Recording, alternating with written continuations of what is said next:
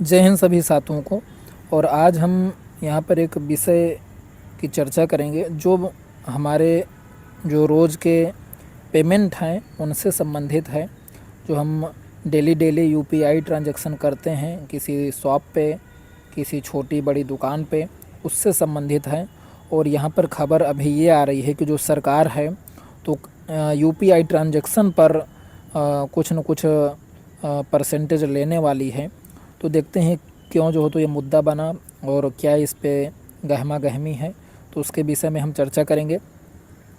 तो देखिए यहाँ पे क्या लिखा है कि यूपीआई पर लगेगा चार्ज, सरकार का बड़ा प्लान। ठीक है, तो गौरतलब है कि यूनिफाइड पेमेंट इंटरफेस आज भारत का सबसे बड़ा डिजिटल पेमेंट सिस्टम बन चुका है, जहां हर महीने अरबों ट्रांजैक्शन होते हैं। ऐसे में सिस्टम को मजबूत और टिकाऊ बनाने के लिए सरकार रेगुलेशन के नए विकल्प तलाश रहे हैं। ठीक है, तो यहाँ पर सरकार का कहना ये है कि पूरे भारत में इतनी बड़ी तादाद में जो हो तो ऑनलाइन ट्रांजैक्शन हो रहा है कि उस चीज़ को मैनेज करना, उसका जो सिस्टम है, उसका जो डाटा है, उन सारी चीज़ों को मैनेज करना काफ़ी कठिन है और कहीं ना कहीं सरकार के ऊपर ये एक्स्ट्रा खर्च का बोझ बनाता है। ठीक है, इसलिए वो इस चीज़ को सोच रहे हैं कि कहीं ना कहीं इसका थोड़ा बहुत परसेंटेज लिया जाए जो उनके बोझ को कम करें। ठीक है, तो इसी के लिए उन्होंने ये चीज़ सोची है। अब इस पे हम थोड़ा सा देखते हैं यहाँ पर आगे क्या लिखा है कि क्या आम लोगों पर लगेगा चार्ज। तो सरकार का कहना ये है कि यहाँ पर आम लोगों पर ये चार्ज नहीं लगेगा, लेकिन हम अंत में ये भी देखेंगे कि सरकार के ये कहने के बावजूद भी कहीं ना कहीं ये प्रभाव आम जनता पर ही पड़ने वाला है। ठीक है, तो यहाँ पर क्या लिखा है कि नहीं, ये जो हो तो टैक्स, ये जो परसेंटेज है ये आम जनता पर नहीं लगेगा, आम यूजर्स के लिए कोई बदलाव नहीं होगा। दोस्त परिवार को पैसे भेजने P2P मतलब पर्सन टू पर्सन पर कोई शुल्क नहीं लगेगा। छोटे रोज़मर्रा के भुगतान जैसे दूध, सब्जी, किराना पर कोई असर नहीं होगा। ठीक है, ये मुख्य रूप से बिजनेस वाले लोगों के लिए मतलब आ रहा है, जो बड़े ट्रांजैक्शन करते हैं। ठीक है, उनके लिए है। यहाँ पर क्या लिखा है कि किन पर लगेगा MDR चार्ज। तो MDR चार्ज में मैं बताऊंगा कि क्या है ये। सरकार 2000 से ऊपर के बड़े व्यापारी यानी मर्चेंट मतलब बड़े ट्रांजैक्शन पे ये चीज़ लगाने की सोच रही है।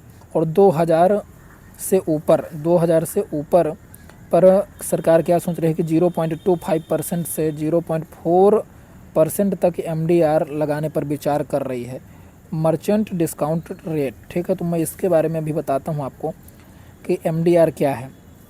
जैसे मान लीजिए कि कोई ए नाम का बिजनेसमैन है। ठीक है, ए नाम का बिजनेसमैन है और यहाँ पर 3 पर्सन हैं। ये तीनों पर्सन ए से कुछ ख़रीदते हैं। ठीक है, ए से कुछ ख़रीदते हैं, तो ये जो ख़रीद रहे हैं इन पे कोई भार नहीं आएगा।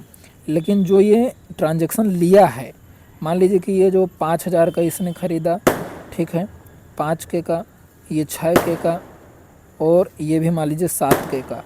ठीक है, और ये आगे मान लीजिए 7K का, तो ये क्या है 2000 से ऊपर है। ठीक है, तो यहाँ पे ये जो ए नाम का बिजनेसमैन जो लिया है 5K, 7K, 6K, 7K, इस पर जो हो तो इसको जो हो तो परसेंटेज इसको लगने वाला है कुछ ना कुछ।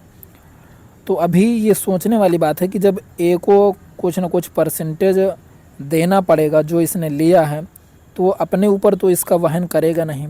वो जो चीज़ 5K की है, जो 5000 की है, तो उसको वो 5100 की बेचेगा या 5050 रुपये की बेचेगा, कुछ ना कुछ तो बढ़ाएगा। तो वो कहीं ना कहीं आम जनता के ही जेब से निकलने वाला है। ठीक है, तो सरकार के इस चीज़ को नकारते हुए कि यह आम जनता के ऊपर कोई प्रभाव नहीं डालेगा, यह अंततः आम जनता के ऊपर ही बोझ बनने वाला है। ठीक है, आगे क्या लिखा है कि इसका मतलब यह चार्ज सिर्फ बिजनेस पेमेंट पर होगा, आम ग्राहकों पर लागू नहीं होगा। ठीक है, समझने वाली बात यही है कि मान लीजिए ये एक होलसेल फैक्ट्री है कोई, और यहाँ से बिजनेसमैन जाता है, ए नाम का बिजनेसमैन, और ये यहाँ से 5 लाख का जो है तो सामान लेकर के आता है। ठीक है,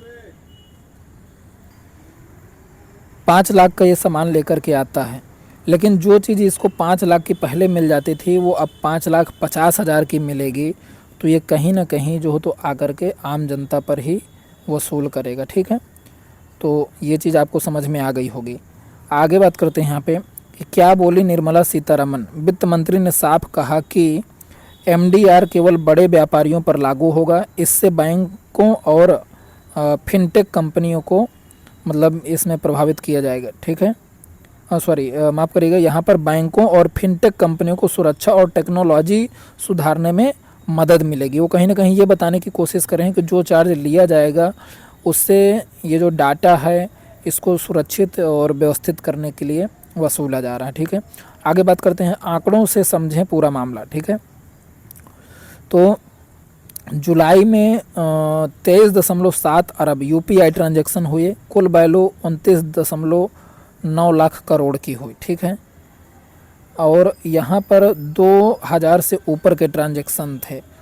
तो यहाँ पर जो 23.7 अरब का जो ट्रांजैक्शन हुआ उसमें से 29.9 लाख करोड़ 2000 से ऊपर वाले ट्रांजैक्शन थे। ठीक है, आगे बात करें यहाँ पर, तो यहाँ पर जो 2000 से ऊपर वाला ट्रांजैक्शन है उसमें केवल 5% संख्या लेकिन 65% वैल्यू कवर करते हैं। ठीक है, जो टोटल ट्रांजैक्शन हो रहा है उसमें से संख्या तो केवल 5% ही है 2000 से ऊपर की, लेकिन जितना पैसा ट्रांजैक्शन हो रहा है उसका 65% कवर होता है। ठीक है, तो सरकार ये कहीं ना कहीं इसको चार्ज लगा करके जो यहाँ पर तमाम सारे खर्च आ रहे हैं ट्रांजैक्शन में उसको कहीं ना कहीं व्यवस्थित करने की कोशिश कर रही है।